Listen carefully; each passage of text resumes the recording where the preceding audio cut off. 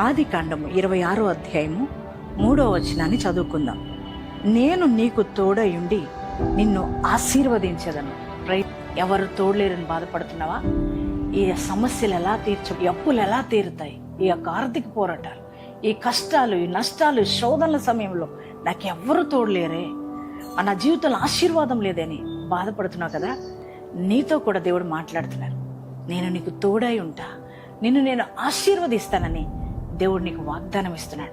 దేవుని బిడ్డలారా, ఆయన మాట ఇంకా భయపడద్దు, ఇంకా దిగులెందుకు, ఇంకా కృంగుదలెందుకు? నీ దేవుడు నీకు తోడయండి నిన్ను ఆశీర్వదించబోతున్నాడు. అందును బట్టి దేవుని మాట నమ్ముతున్నారా? ఈ వాగ్దానాన్ని బట్టి యేసయ్యకి థ్యాంక్స్ చెప్తారా? యేసయ్యా, నిన్ను నేను నమ్ముతున్నా, నీ వాగ్దానాన్ని నమ్ముతున్నా, నాకు ఈ వాగ్దానం నెరవేర్చబోతున్నందుకు వందనాలు యేసయ్యని. మరి యేసయ్యకి థ్యాంక్స్ చెప్పండి. ఎంతమంది ఈ వాగ్దానం మీరు రిసీవ్ చేసుకున్నారో మీ అందరి జీవితాల్లో ఈ వాగ్దానం దేవుడు నెరవేర్చునుగాక.